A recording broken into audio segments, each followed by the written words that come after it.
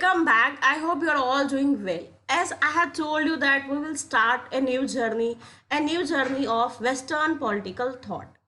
अभी देखो, as a told you, चाहे आप यूपीएससी मेंस के लिए पढ़ रहे हो, चाहे आप यूजीसी के लिए पढ़ रहे हो, आप चाहे जेकेएस के लिए पढ़ रहे हो, बहुत इंपॉर्टेंट पॉइंट आपको as a trick as a tip बताती हूँ।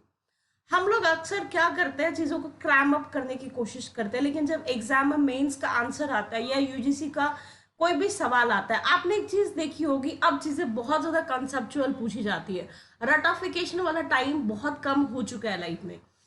सो एक एडवाइस जो मैं आप सभी को देना चाहती हूँ कि जब भी आप चाहे यूजीसी के लिए पढ़ रहे हो, चाहे यूपीएससी के लिए पढ़ रहे हो, चाहे आप जेकेएस के मेंस के एग्जाम दे रहे हो, आपका फर्स्ट स्टेप है थिंकर्स को समझना। थिंकर, चाहे आप किसी भी एग्जाम के लिए पढ़ रहे हो, हमेशा एक मोस्ट इंपॉर्टेंट सा जो आपका कंपोनेंट रहता है वो है वेस्टर्न थिंकर्स।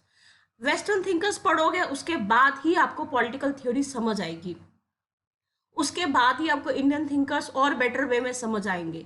मेजर जो आपके कंपोनेंट्स होते हैं वो हमेशा western thinkers, political theory, then आपका इंडियन थिंकर्स और आपका इंटरनेशनल रिलेशंस। ये चार ऐसे डायनेमिक कंपोनेंट्स हैं पॉलिटिकल साइंस के जो सबसे ज़्यादा इंपॉर्टेंट है, जिनका एक इम्पैक्ट एज अ सब्जेक्ट सबसे ज़्यादा रहता है। आपने इन चार कंपोनेंट्स को समझ लिया है, पढ़ लिया है, पबैड को थोड़ा भी पढ़ोगे, इंडियन पॉलिटी भी आप एक बार, क्योंकि देखो इंडियन पॉलिटी चाहे आप किसी भी प्रिपेयर कर रहे हो एग्जाम के लिए, इंडियन पॉलिटी ऐसा है कि जो पढ़नी ही पढ़नी है। बट अगर आप उसको भी एक इम्पॉर्टेंट वे में पढ़ोगे तब भी चीज़ें और बेटर तरीके से हो जाएगी। लेकिन अगर हम मेंस आंसर राइटिंग की बात करें तो आपका वेस्टर्न थिंकर समझना सबसे ज़्यादा इम्पॉर्टेंट है। So let's get started. ये पूरी तरीके से प्लाटो नहीं है, जस्ट एक इंट्रोडक्शन वीडियो है, बिकॉज हम सभी को पता है प्लाटो खुद में एक बहुत बड़ी पर्सनालिटी है। अभी स्टार्ट करने के लिए मैं एक इंट्रोडक्टरी वीडियो लाई हूँ, स्टेप बाय स्टेप, चाहे आप लोग यूपीएससी के लिए हो, चाहे जेकेएस के लिए हो, चाहे आप यूजीसी नेट के लिए हो, आपके एग्जाम की डिमांड के हिसाब से मैं प्लाटो स्टेप बाय स्टेप और भी एक दो बार करवाऊंगी, क्योंकि एक साथ लेके आऊंगी जिन लोगों को अभी स्टार्ट करना है उनको समझ नहीं आएगा। आप लोगों को अगर ऑलरेडी चीज़ें पता है तो आपका रिवीजन हो जाएगा। बाद में मैं कुछ क्वेश्चंस आपको करवाऊंगी, जैसे हम थ्योरी ऑफ जो एलेगरी ऑफ केव्स है वो मैंने नहीं करवाई है यहाँ पे, वो करेंगे। आपका कम्युनिज्म, सब कुछ हम इनकी चीज़ों को एक एक पॉइंट में लेके आएंगे। तब तक मैं बाकी थिंकर्स पढ़ाती जाऊंगी, बीच में जिस दिन हमारे पास एक्स्ट्रा टाइम होगा उस दिन हम प्लाटो का कोई एक कंसेप्ट लेके आएंगे। आज मैं आपको एक समरी दूंगी। सबसे पहले ग्रीक, हमेशा हम हर चीज का ओरिजिन देखते ग्रीक से। क्यों? क्योंकि एथियंस एक ऐसी जगह थी जिसको मैरिकल लैंड बोलते हैं, आपने ये चीजें सुनी होगी। और मैरिकल लैंड क्यों बोलते हैं? क्योंकि वहां के जो लोग थे ना बहुत ही ज्यादा बुद्धिमान थे, उनको नॉलेज अटेन करने का, नॉलेज अचीव करने का बहुत ज्यादा शौक था। चाहे वो ज्योमेट्री हो, चाहे वो मैथमेटिक्स हो, चाहे वो इंग्लिश हो, चाहे वो पोएट्री हो, चाहे वो पॉलिटिक्स हो, वो हर क्षेत्र में बहुत आगे थे। और आपको ऐसा लगता है कि आपके सिलेबस में जो चीजें दी है वो चीजें होती है, नहीं। आपको प्लाटो स्टार्टिंग का थिंकर दिया है, लेकिन आपको प्लाटो से कभी स्टार्ट नहीं करना है।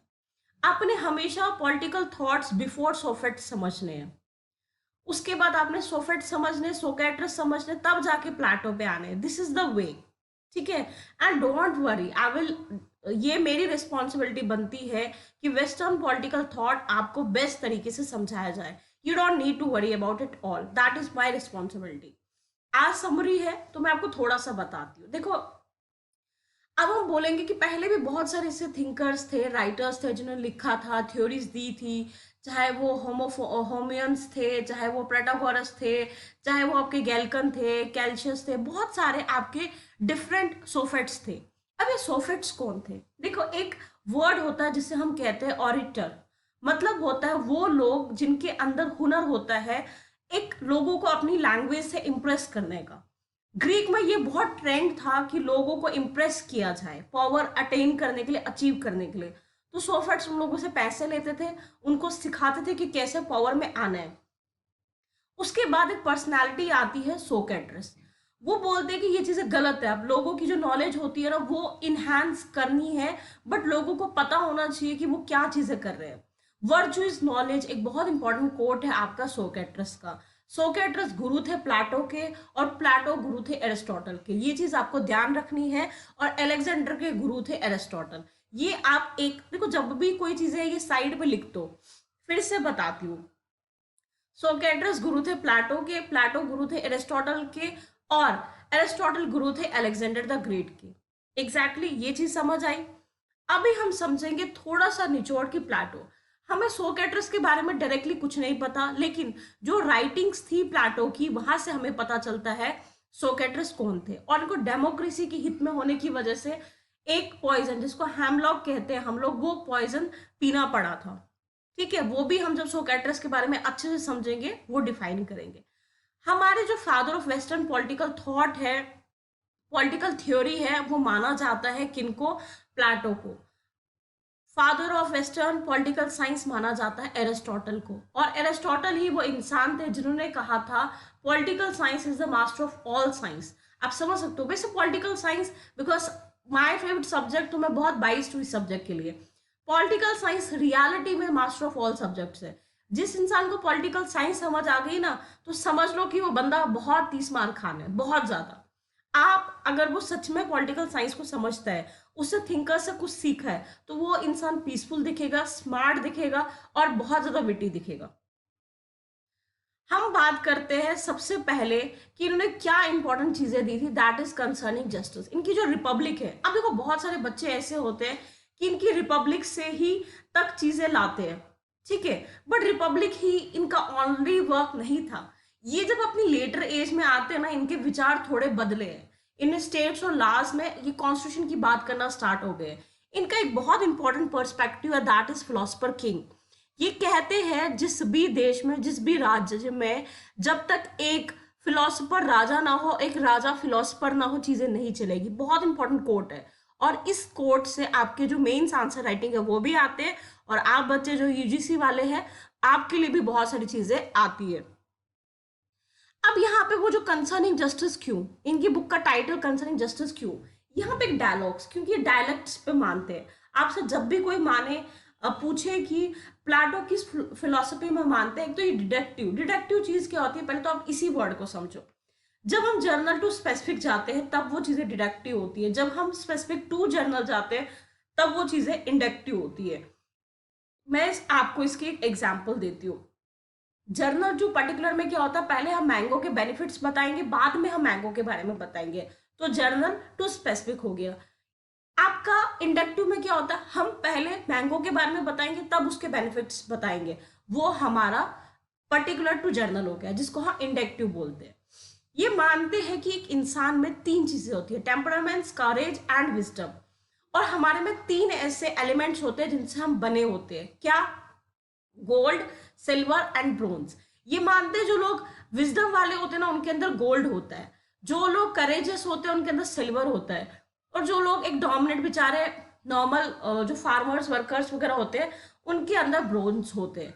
और ये मानते थे कि सिर्फ जो क्लास में विजडम सबसे ज्यादा हो, वही क्लास क्या कर सकती है, रूल कर सकती है, और वही क्लास फिलोसफर किंग बन सकती है। इन्होंने फिलोसफर किंग बनाने के लिए एक प्रॉपर एजुकेशन सिस्टम दिया था, जो एक बहुत लंबा एजुकेशन सिस्टम था, जहाँ पे आपकी जो इनिशियल स्टेजेस है वहाँ पे सिर्फ जिम्नास्टिक वगैरह या फिजिकल एक्टिविटीज या पॉइंट्स सिखाई जाती थी। उसके बाद एक एग्जाम होता था, जो बच्चे वो पास करते थे वो आगे बढ़ते थे, और जो नहीं करते थे वो छोटी मोटी जॉब्स करते थे।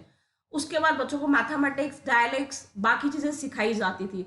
उसके बाद फिर से एक एग्जाम होता था, जो बच्चे पास आउट होते थे वो फिलोसफर किंग के लिए 10 साल के लिए फिर से प्रिपरेशन करते थे, और जो रिमेनिंग होते थे वो क्या करते थे, वो जैसे क्लर्क्स वगैरह या एडमिनिस्ट्रेशन डिपार्टमेंट को संभालते थे।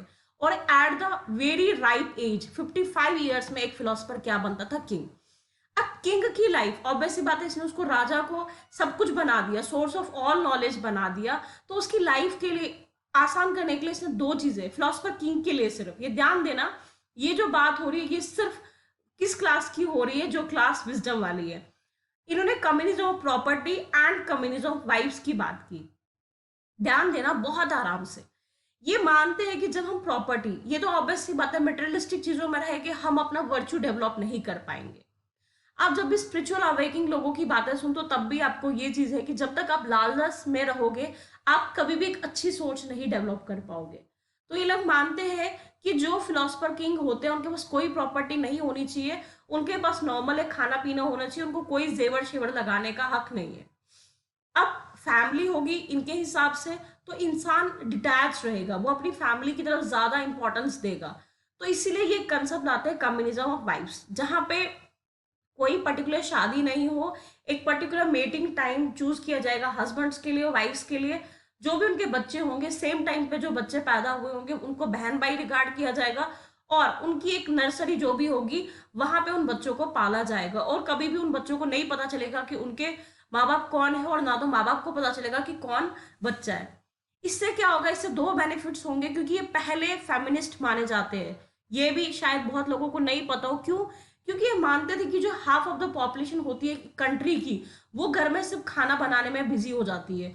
हमें फीमेल्स को भी इक्वल इंपॉर्टेंस देनी चाहिए, और हमें उनको भी क्या करना चाहिए, उनको भी इन सब चीजों से मुक्त करके उनको भी लाइफ में बाकी चीजों के लिए बेटर टाइम मिलेगा। क्योंकि फीमेल्स का मोस्टली घर में रियरिंग एंड केयरिंग करने का काम दिया जाता था। तो ये मानते हैं कि नहीं, उनको भी आप ऐसा करो कि वो बच्चे बच्चे संभालना एक ऑर्गेनाइजेशन करेगी, तो फीमेल्स भी अपना पूरा गवर्नमेंट में योगदान दे सकती है। सो दैट इज ऑल, एक समरी है, एक जिस्ट है। आप ये मत समझना कि प्लेटो ये पूरी तरह से कंप्लीट है, क्योंकि प्लेटो खुद में ही एक बहुत बड़ी महान हस्ती है। हम इसके बाद जैसे एरिस्टोटल वगैरह समझेंगे।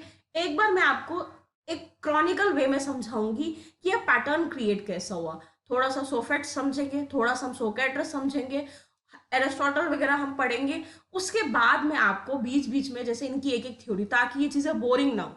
आप एक दिन में प्लेटो नहीं समझ सकते। हमने जब मास्टर्स की थी, मैंने पर्सनली, क्योंकि हम लोगों को गाइड करने वाले बहुत कम लोग होते थे, भटकाने वाले लोग बहुत ज्यादा होते थे, तो हम लोग जब मास्टर्स कर रहे थे हमने भी प्लेटो को, सिर्फ एक प्लेटो को समझने के लिए बहुत ज़्यादा टाइम लगाया, बहुत डिफरेंट डिफरेंट बुक्स से पढ़ा। But you don't worry, when I am here I have the best strategies and best thing for you. बस आप थोड़ा मेहनत करिए, खुद से भी चीज़ें समझिए। आप में से किसी को ई बुक्स वगैरह ज़रूरत हो, कुछ भी हो, आप हमारे टेलीग्राम चैनल को भी फॉलो कर सकते हो, so that it will help you a lot. May God bless you always and wishing you all the very best for upcoming things. And that was just a summary. Don't worry, we'll come with the next things also.